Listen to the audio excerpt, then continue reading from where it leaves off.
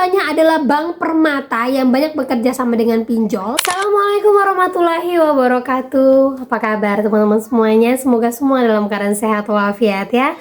Diberikan kesehatan, kelancaran, serta kemudahan dalam segala urusan apapun itu. Hari ini kita semangat lagi, kita makin kita kuat mental.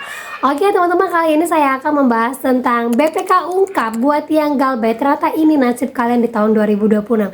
Nah, seperti apa itu buat Badan Pemeriksa Keuangan? Nah, kita akan bahas secara tuntas. Tapi sebelumnya saya harapkan kalian semuanya sudah subscribe channel ini agar channel ini terus berkembang dan dapat memberikan informasi terbaik buat kalian yang galbay. Oke teman-teman, ini dia buat kalian.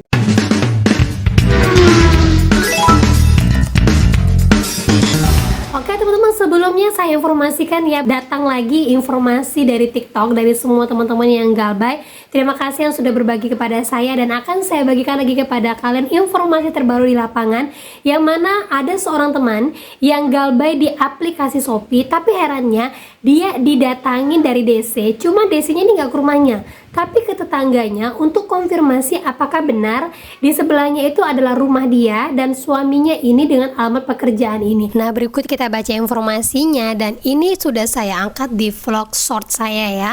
Aku didatangin orang mau verifikasi alamat dari APK Oren Shopee, tapi yang aku heran kok dia bertanya sama tetanggaku nama suamiku dan menunjukkan foto profil WA suamiku.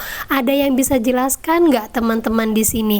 Maksudnya ini dia galbay terus ada WA bahwa akan ada orang datang untuk verifikasi. Ternyata setelah dicek, tetangganya lah yang dimintai keterangan sama Desi Shopee-nya ini tentang data-data dari teman kita yang galbay ini. Nah, apakah ini modus terbaru dari Desi Shopee? Nah, itu dia teman-teman ya. Jadi kalau saya sampaikan seperti ini, sebenarnya sih diperbolehkan. Kan dia hanya mengkonfirmasi, bukan menagih. Kalau sudah menagih itu tidak diperbolehkan. Kalau ditanya kenapa dia nagihnya ke tetangga saya, bukan ke saya langsung, padahal cuma berapa rumah aja dari tempat saya. Nah, saya sampaikan yang seperti ini saya rasa adalah model penagihan terbaru. Kenapa bisa disebutkan seperti itu? Karena banyak sekarang ini orang sudah paham untuk kedatangan DC. Biasanya untuk lebih tenang lagi, tidak mau beragas gerugus, ataupun mungkin sudah siapkan HP dan segala macamnya. Tapi mungkin DC berpikir kalau didatangin tetangganya otomatis dia akan malu.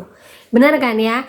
Nah, kalau udah model seperti ini kan harus perhatikan. Ini sepertinya modus terbaru dan saya rasa tidak akan terjadi pada Shopee, akan terjadi pada pinjol-pinjol yang lain. Nah, kalau yang seperti ini nggak usah khawatir, nggak usah takut. Ingat ya, paling seminggu 2 minggu aja masalah kita itu akan menyebar, terjadi di sekeliling kita. Tapi ingat, tetangga kita, belakang rumah kita, depan rumah kita itu semuanya menggunakan pinjol.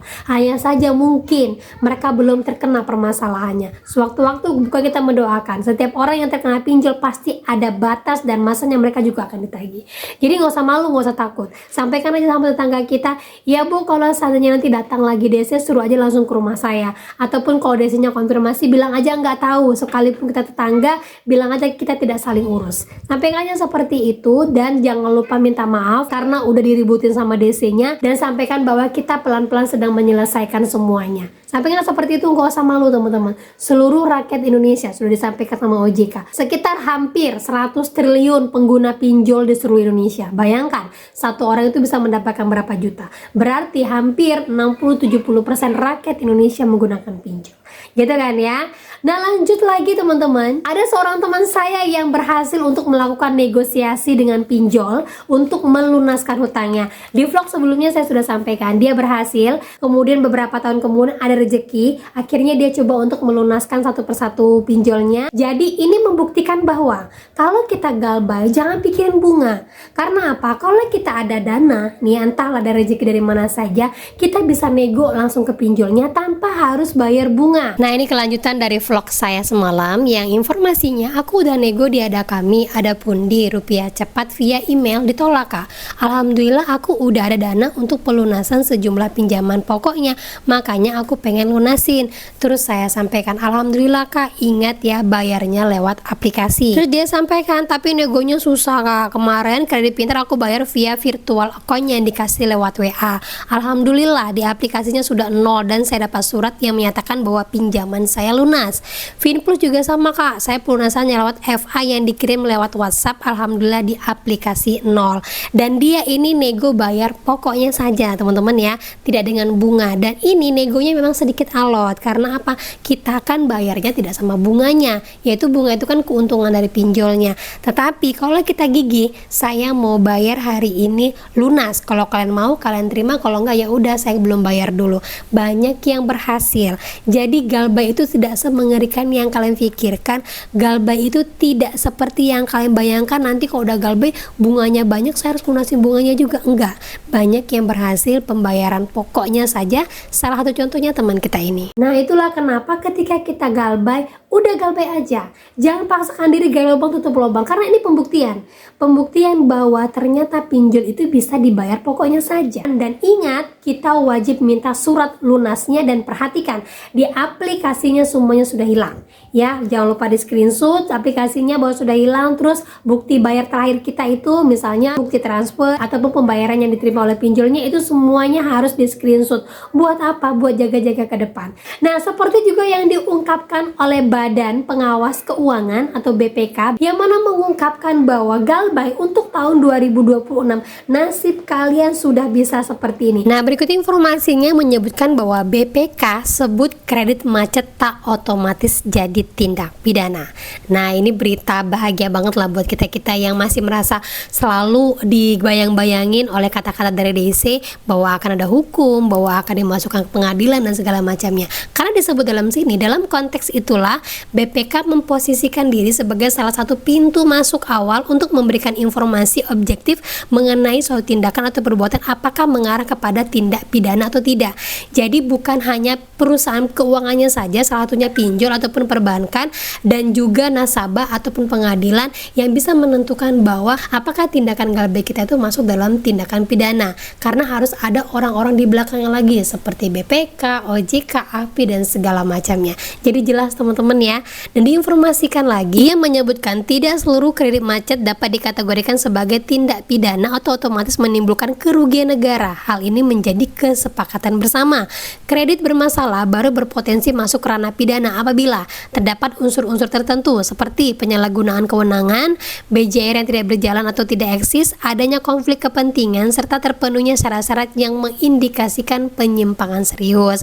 Kalau di pinjol itu salah satunya itu penyimpangan dalam penggunaan data, karena kan pinjol itu mengarahnya kepada KTP, misalnya kalian si A tapi KTP kalian si B. Nah yang seperti itulah yang baru masuk ke dalam tindak pidana. Berarti bukan 1-2 orang yang mengatakan seperti ini teman-teman ya, itulah yang baru dikategorikan tindak pidana. Selebihnya dari itu maka Galbay adalah aman. Dan diungkapkan juga sekarang ini mulai tahun 2026 gagal bayar mulai menduduki puncaknya. Nah ini dibarengin dengan kekhawatiran dan ketar-ketir para perbankan yang hampir 80% dana pinjol itu adalah berasal dari perbankan. Seperti yang diinformasikan ini bahwa jadi untuk kerjasama di 2026 saya rasa P2P Lending juga akan terseleksi dengan sendirinya. Demikian juga bank yang open untuk kerjasama dengan P2P Lending akan menjadi preferensi untuk memilih bank mana yang akan bekerja sama menurut dari Kepala Perbankan Indonesia. Nah, di sini diungkapkan bahwa ada beberapa bank yang sudah mulai menarik diri untuk permainan dengan P2P Lending karena melihat tingginya gagal bayar yang terjadi saat ini. Salah satunya itu adalah Bank BCA, dan yang masih bertahan dengan bank permainan dari pinjol ini adalah Bank Permata, yang mana ini menaungin dari Tunaiku dan juga Akulaku. Lalu contohnya adalah Bank Permata yang banyak bekerja sama dengan pinjol. Ini mulai langsung menarik diri, mulai menseleksi pinjol-pinjol yang mungkin mengalami gagal bayar tertinggi. Dan lagi Bank BCA yang sebelumnya pernah bekerja sama dengan pinjol mulai menarik diri untuk lebih mengevaluasi pinjol-pinjol yang bisa bekerja sama dengan mereka. Maka dari itu teman-teman semuanya, seperti teman saya yang tadi di atas, pengalaman dia itu kalian jadikan acuan bahwa kalau kita Galbay, ternyata bunga itu bisa kita hilangkan dan kita bisa bayar pokoknya saja dengan cara pelan-pelan kita kumpulkan uang kita untuk membom satu pinjol. Kalau tidak bisa 2 atau 3 pinjol, kita selesaikan 1 dulu. Yang penting hilang 1 daftar dari hidup kita. Dari mulai hari ini saya pastikan kepada kalian, mulailah untuk memperbaiki hidup kalian. Jangan takut, jangan pikirkan yang namanya keluar kondar, jangan pikirkan yang namanya nanti bunga akan bertambah-tambah. Semua itu sudah banyak pembuktian yang sering saya jelaskan. Tinggal kalian mau berjalan atau diam di tempat, atau malah makin mundur karena khawatir kehidupan kalian akan lebih buruk ke depan. Padahal kalian sebenarnya sedang jalan ke arah yang benar. Gitu teman-teman ya. Nah oke, itu dia informasi yang bisa saya sampaikan buat kalian. Semoga informasi ini menjadi mood booster, semangat baru lagi, kuat mental lagi, dan akhir kata saya ucapkan Assalamualaikum warahmatullahi wabarakatuh.